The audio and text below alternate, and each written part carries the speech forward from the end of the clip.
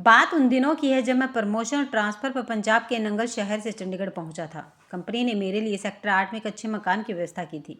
मकान में carpet grass का लॉन था, खूबसूरत फूलों की क्यारियां थी। नए मकान से पहुंचने पर सामने की कोठी में लगभग 30 वर्ष की महिला किरण मुझसे मिलने आई। मुझे जब से पता चला कि इस मकान में आप रहने आ रहे हैं तो आपसे मिलने की बहुत उत्सुकता थी। आपका इस शहर में स्वागत है। मैं सामने वाली कोठी में अपने पति और एक छोटी बच्ची राखी के साथ रहती हूँ। मैं खुश था कि कोई साथ तो मिला। मेरी पत्नी बिना गर्भवती होने के कारण अपने मायके नंगल में ही रुक गई थी। मैंने किरण को बताया कि मेरी पत्नी अभी नंगल में ही है, डिलीवरी के बाद चंडीगढ़ ले आऊँगा। किरण थर्मस में चाय लेकर आई थी। चाय को 2 कपों में डालते हुए बोली, आशा है आपको चाय पसंद आएगी। मैं चाय अच्छी बना लेती हूँ। मेरे पति उमेश को मेरे हाथों की चाय बहुत अच्छी लगती है। यह कहते हुए वह जिस सोफे पर मैं बैठा था उसी सोफे पर बैठ गई। कान जी, मैंने आपका नाम बाहर लगी नंबर प्लेट पर पढ़ लिया है। बहुत सुंदर नाम है आपका। मैं औपचारिकता में बिल्कुल यकीन नहीं रखती, इसलिए बिना किसी हिचकिचाहट के आपके साथ बैठ गई हूँ। इससे अपनेपन का एहसास होता है। हम साथ साथ चाय पीते हैं और एक दूसरे के साथ जान पहचान बनाते हैं। Thank you. मुझे भी आपका इस बेबाक तरीके से आना अच्छा लगा। बीना भी आपसे मिलकर बहुत खुश होगी। मैंने किरण की ओर निहारते हुए कहा। किरण जाने से पहले मुझे अपने घर आने का निमंत्रण दे गई। कल रविवार है, उमेश घर पर ही होंगे। कल लंच हमारे साथ ही करिएगा। मैंने हामी भर दी। मुझे अपनी पत्नी की गैर मौजूदगी खल रही थी, इसलिए किरण के परिवार से मिलजुल ने सोने पे सुहागा का काम कर दिया। किरण भी मेरी मौजूदगी में बहुत खुश थी। दूसरे दिन लंच पर मेरा उमेश से परिचय हुआ। सीधे सरल और मिलनसार स्वभाव के उमेश शीघ्र ही मेरे घनिष्ठ मित्र बन गए। उनके घर में उनकी गैर मौजूदगी में भी आता जाता रहता। उन्हें इस बात पर कोई एतराज़ नहीं था। उन्हें मालूम था किरण ऐसी ही। किरण अपने चंचल स्वभाव से किसी को भी, खासकर अपने हम उम्र पुरुषों को आकर्षित कर लेती थी। सजने संवरने में वह काफ़ी समय बिताती थी और पर पुरुषों के मुंह से अपनी तारीफ सुनकर उसे बहुत अच्छा लगता था। इस विषय में उमेश रूखे थे। तभी तो किरण के इतना सजने संवरने के बावजूद कभी उनके मुंह से उसके लिए तारीफ के शब्द नहीं निकले थे। किरण को यह बहुत खलता था। मैंने किरण की इस कमजोरी का पूरा फायदा उठाया। जब भी वह श्रृंगार करके मेरे सामने आती, मेरे मुंह से यह वाक्य अनायास से फूट पड़ता, बहुत सुंदर लग रही हो। खुश होकर वह थैंक यू कहती। बस कान जी ऐसे ही तारीफ करते रहना। जब भी वह मेरे घर आती, नई साड़ी में सजी सवरी होती। उसके पास हर रंग की साड़ियाँ थी। हर बार वह अच्छा पोज देती और मैं मुस्कुराते हुए मोबाइल में उसके विलक्षण रूप को कैद कर लेता। उसने मुझसे वादा किया कि जब कोई सारे फ़ोटो शूट हो जाए तो मैं उन सबको एक एक कॉपी उसे भेंट कर दूँ। मैंने मुस्कुराकर हामी भर दी। एक दिन किरण ने मांग की, कान जी अपनी पत्नी वीना का फ़ोटो दिखाइए। मैंने अपने मोबाइल पर वीना का फ़ोटो दिखाया तो बोली, हाँ सुंदर है। फिर कुछ क्षण रुक कर बोली, लेकिन मुझसे थोड़ी कम। मैंने यह मानते हुए कहा, हाँ वह सीधी और सरल है, श्रृंगार तो बहुत कम करती है। मैंने नोट किया कि इस बात पर वह बहुत खुश हुई। मेरी कोठी में रामलाल नामक नौकर काम करता था।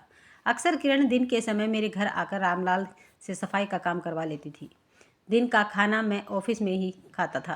रामलाल द्वारा रात का खाना तैयार होने के बावजूद कई बार किरण अपने घर से खाना भिजवा देती थी।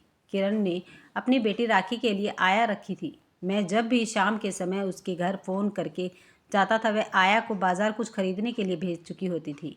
उसका कहना था हम दोनों की प्राइवेसी बनी रहे तो अच्छा होगा। वैसे भी उमेश का मार्केट में कपड़ों का शोरूम था। वे सवेरे 9 बजे जाकर रात 8 बजे के बाद ही लौटते थे। मेरा किरण से मिलना जुलना और काफ़ी समय बिताना आसान होता चला जा रहा था। जब भी उसके घर पहुंचता, वह मुख्य द्वार पर इंतज़ार करती मिलती थी।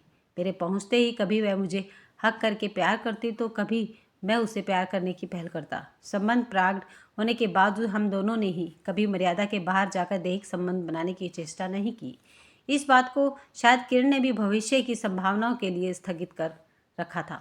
मेरी ओर से इस बात की उत्सुकता अवश्य थी, क्योंकि वीना की डिलीवरी में अभी समय बाकी था। पति द्वारा नज़रअंदाज होने के कारण किरण मुझसे मित्रता बढ़ाने में जोर शोर से लगी थी। जब भी उसे कोई बहाना मेरे घर आने का मिलता तो उसे कतई छोड़ती नहीं थी। वैसे भी मेरी सेवा के द्वारा मुझे लुभाने का प्रयत्न उसकी ओर से जारी था। मुझे अपनी कंपनी के कार की सुविधा प्राप्त थी। किरण के पति उमेश के पास बाइक थी। एक बार जब कार इस्तेमाल करने के लिए किरण ने अनुरोध किया तो मैंने उसे साफ शब्दों में समझाया, देखो मेरी अच्छी किरण, मेरी बात को अन्यथा मत लेना। मैं अपनी ऑफिस की कार तुम्हें अकेले कहीं जाने के लिए नहीं दे पाऊंगा। हाँ, कभी ज़रूरी हुआ तो मैं तुम्हें कार में अपने साथ ले जाऊंगा। वह शीघ्र ही मेरी बात समझ गई। दोबारा कभी उसने कार के लिए अनुरोध नहीं किया। एक दिन शाम के समय जब मैं ऑफिस से लौटा तो मैंने देखा ड्राइंग रूम में सेंट्रल टेबल पर एक गुलदस्ता रखा था। रामलाल से पूछने पर उसने बताया कि किरण मैम साहब रख कर गई हैं। कह रही थी साहब को अच्छा लगेगा, उन्हें बता देना कि मैं आई थी। मैंने मोबाइल पर किरण को धन्यवाद कहा तो वह बोली, कांत जी, जिस दिन आप गुलदस्ता उस टेबल पर रखा देखो समझ लेना मेरी तरफ से संकेत है कि उमेश जी को घर लौटने में देर लगेगी। आप बेफिक्र मेरे पास आ सकते हो। थोड़ी देर में ही मैं किरण के पास पहुंच गया। हल्के आसमानी रंग की साड़ी में वह बहुत सुंदर लग रही थी। खुली बाहों में भर के स्वागत करते हुए मेरा हाथ पकड़ के ड्राइंग रूम में सोफे तक ले गई। कांत, मैं तुम्हें बता नहीं सकती कि जब से तुमसे मित्रता हुई है मेरी खुशी कितनी बढ़ गई है। तुम बहुत ब्यूटीफुल लग रही हो। लगता है आज तुमने मेकअप में बहुत समय लगाया है। अगर मेकअप न भी करो तो भी तुम बहुत सुंदर लगती हो। तारीफ करने की कला तो कोई तुमसे सीखे। तुम तारीफ करते हुए बहुत अच्छे लगते हो। बैठो, जब तक मैं चाय बना कर लाती हूँ। तुम टीवी पर कोई मनपसंद चैनल लगा लो। कहते हुए उसने रिमोट मुझे पकड़ा दिया। थोड़ी देर में वह ट्रे में 2 कप चाय और प्लेट में बिस्कुट लेकर आई, फिर मेरे पास बैठ गई। कांत जी, अब मैं आपको बता रही हूँ कि उमेश जी दुकान के लिए माल लेने दिल्ली गए हैं। कल लौटेंगे। हमारे पास मौज मस्ती के लिए पर्याप्त समय है। जी भर कर मेरे पास रहिए और जो मन में इच्छा उसे पूरी कर लीजिए। मैं पूरा सहयोग दूंगी। मैं सच्चे दिल से आपसे प्यार करती हूँ। मैं आज सीरियस मूड में हूँ और तुम्हें कुछ समझाना चाहता हूँ। मैं शादीशुदा हूँ। बीना मुझे बहुत प्यार करती है और मैं नहीं चाहूँगा कि उमेश की गैर मौजूदगी में मैं फ़ायदा उठाऊँ। वे मेरे अच्छे दोस्त हैं। यह तो तुम्हारे प्यार का रिस्पॉन्स था जो मैं मित्रता की हद से बाहर तुम्हें कभी कभी हक कर लेता था या तुम्हें हक करने देता था। मेरी तुम्हें सलाह है, अब हमें खुद पर नियंत्रण लगा देना चाहिए। इससे पहले कि मैं अपनी बात पूरी कर पाती उल्टे उसने ही मुझे समझाना शुरू कर दिया। कांत जी, बी प्रैक्टिकल। मैं आप और आपकी पत्नी के बीच आए बगैर भी तो प्यार कर सकती हूँ। यदि हमारा संबंध गुप्त रहे तो हर्ज क्या है। कहने को वह यह सब कह तो गई, फिर कुछ सोच कर मुस्कुराते हुए बोली, आप मुझसे उम्र में काफ़ी बड़े हो। मुझे अभी तक इस तरह समझाने वाला कोई नहीं मिला। आपसे मित्रता और प्यार मेरी ज़रूरत है। पत्नी का फ़र्ज मैं उमेश जी के साथ पूरी ईमानदारी से निभा रही हूँ और निभाती रहूँगी, लेकिन उनसे प्यार कभी नहीं हो पाया है। वे सीधे सरल अवश्य, लेकिन प्यार करने के लिए न तो उनके पास समय है और न ही उसकी सोच में प्यार का कोई महत्व है। सुख सुविधाओं के अलावा एक स्त्री को शारीरिक सुख की भी आवश्यकता होती है। कहती हुई भावुक हो गई। आंखों से अविरल अश्रु धारा बह निकली। मैंने उसे गले लगाकर पीठ थपथपाते हुए आश्वासन दिया, मेरी मित्रता और प्यार जितना संभव होगा बना रहेगा। वीना की डिलीवरी के समय मैं 1 सप्ताह की छुट्टी लेकर उसके मायके पहुंच गया। उसने एक प्यारी सी गुड़िया को जन्म दिया। चंडीगढ़ लौटकर पुनः मैं अपने कामकाज में व्यस्त हो गया। किरण और मेरा एक दूसरे के घर आना जाना पहले जैसा ही था। लगभग 1.5 माह बाद वीना को उसका भाई चंडीगढ़ मेरे पास छोड़ गया। अभी वीना को देखभाल की ज़रूरत थी। किरण दिन के समय वीना के पास आ जाती थी और हर काम में उसकी मदद करती थी। वीना को भी किरण बहुत अच्छी लगी तो दोनों जल्दी ही पक्की सहेलियां बन गई थी। किरण ने उसे बताया कि उसकी शादी 20 की होते होते ही हो गई थी। पुरुषों के संबंध में उसे कोई अनुभव नहीं था। उसने वीना से मेरे बारे में बेबाक तरीके से कहा, मुझे कांत जी बहुत अच्छे लगते हैं। कुदरत ने तुम्हारी जोड़ी बहुत अच्छी बनाई है। तुम सुंदर और सरल हो। वे भी प्यार पाने और देने के लिए जल्द ही लोगों को आकर्षित हो जाते हैं। एक बात बताऊं वीना, कांत का दिल बहुत सहानुभूति और दूसरों की कदर करने वाला है। वीना ने संक्षेप में बस इतना ही कहा। मेरे कर्म अच्छे थे जो वे मुझे मेरे जीवन साथी के रूप में मिले। वीना के साथ परिचय होने के बाद हम दोनों मित्र परिवारों में मिठाई और उपहारों के आदान प्रदान का सिलसिला शुरू हो चुका था। बर्थडे और शादी की सालगिरह हम दोनों परिवार एक साथ एक उत्सव की तरह मनाते थे। कभी किरण हमारे घर आकर किचन में वीना की खाना बनाने में सहायता करती तो कभी घर के सामान की झाड़ पोछ में उसकी मदद करती। वह चाहती थी घर के काम काज का बोझ वीना पर न पड़े। डिलीवरी के बाद धीरे धीरे वीना का स्वास्थ्य बेहतर होता जा रहा था। इस विषय में वह किरण की तारीफ उमेश के सामने करने से नहीं चूकती थी।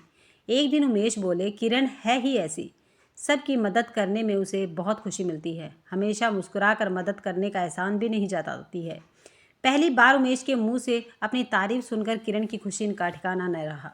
उसने मुझसे कहा, आज पहली बार उमेश ने मेरी तारीफ में कुछ शब्द कहे तो पार्टी तो बनती है ही। आज शाम की चाय हम लोग मेरे घर पर ही पियेंगे। मैं मान गया। एक दिन शाम के समय जब मैं ऑफिस से घर लौटा तो देखा ड्राइंग रूम में टेबल पर गुलदस्ता रखा था। वीना ने बताया, किरण यह गुलदस्ता लाई थी। कह रही थी उसका मन मेरे साथ चाय पीने का था। अब 1 घंटा पहले ही अपने घर गई है। मैं किरण की सांकेतिक भाषा समझ गया। किरण मुझसे पहले घर में मिलना चाहती थी। वीना के साथ चाय पीने के बाद मैंने वीना से कहा, मैं ऑफिस के काम से 1 घंटे के लिए बाहर जा रहा हूँ, 7 बजे तक आऊँगा। मैं किरण के घर पहुँचा तो देखा वह मुख्य द्वार पर मेरा इंतज़ार कर रही थी। बड़ी बेसब्री के साथ मुझे बाहों में भर कर मेरा स्वागत किया।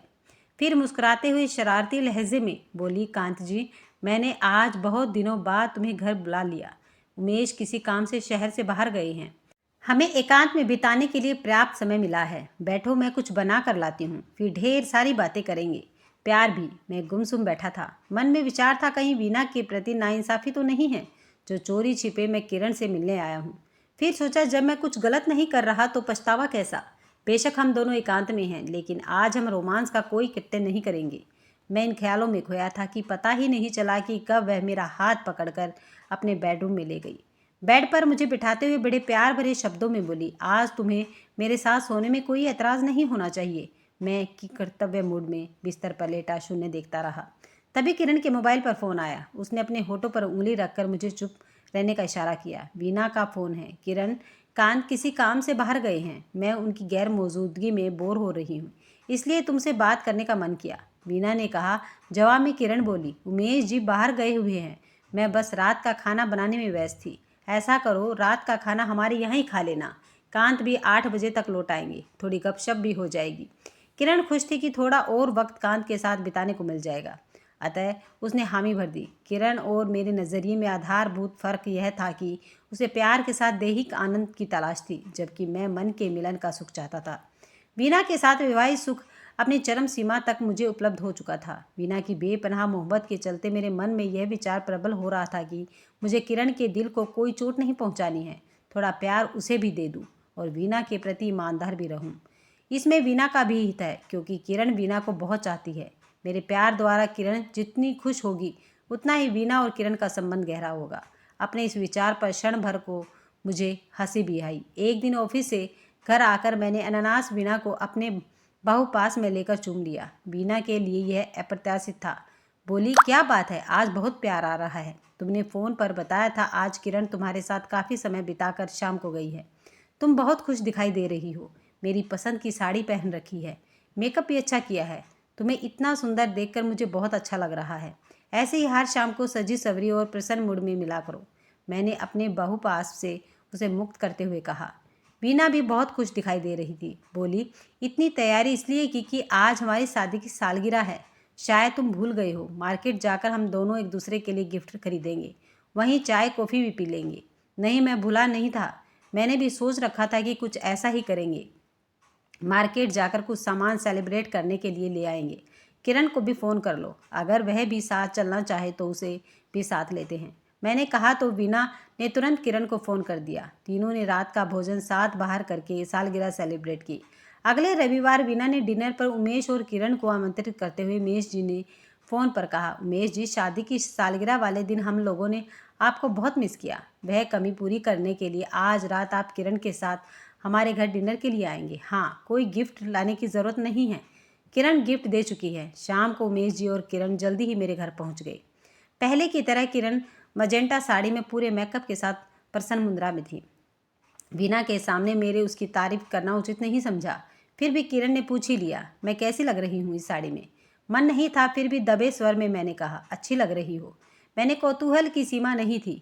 जब दफ्तर से आने पर मैंने वीना को एक सुंदर साड़ी में पूरे श्रृंगार के साथ देखा, इस विषय में मैंने फिलहाल चुप रहना ही बेहतर समझा। उमेश और किरण के घर पहुंचने पर वीना ने कहा, उमेश जी, आज का विशेष श्रृंगार मैंने आपके लिए किया है। आशा है आपको मैं सुंदर लग रही हूँ, बताइए ना। मैं चाहती हूँ कि 2 शब्द आप मेरी तारीफ में कहें। उमेश जी को यह सब अजीब लग रहा था, मगर वीना के अनुरोध को अनसुना करना भी ठीक न था। अतः बोले, भाभी, आप बिना मेकअप किए भी बहुत अच्छी लगती हैं। बस यही तारीफ आप किरण की भी करने की आदत डाल लीजिए। कहकर उसने उमेश का हाथ पकड़ लिया, किचन की तरफ ले जाते हुए कहा, देवर जी, मैंने आपके लिए खीर बनाई है, उसका स्वाद चखाती हूँ। किरण और मैं मौन और आश्चर्यचकित देखते रहे। जब दोनों किचन से वापस आए तो सबने एक साथ खाना खाया। चलते समय वीना ने उमेश से बहुत आदर के साथ कहा, उमेश जी, स्त्री प्यार की भूखी होती है, उसे प्यार की अभिव्यक्ति होने पर बहुत सुख मिलता है। व्यापार की समृद्धि अपनी जगह और पत्नी परिवार का सुख अपनी जगह। मेरा कहना है, मानो आज से किरण की तारीफ करने की आदत डालो। आखिर कब तक कांत जी किरण की तारीफ करते रहेंगे। यह काम तो अब आपको ही करना पड़ेगा। अगर आपको ये कहानी पसंद आई है तो वीडियो को लाइक, शेयर और चैनल को सब्सक्राइब करना मत भूलिएगा।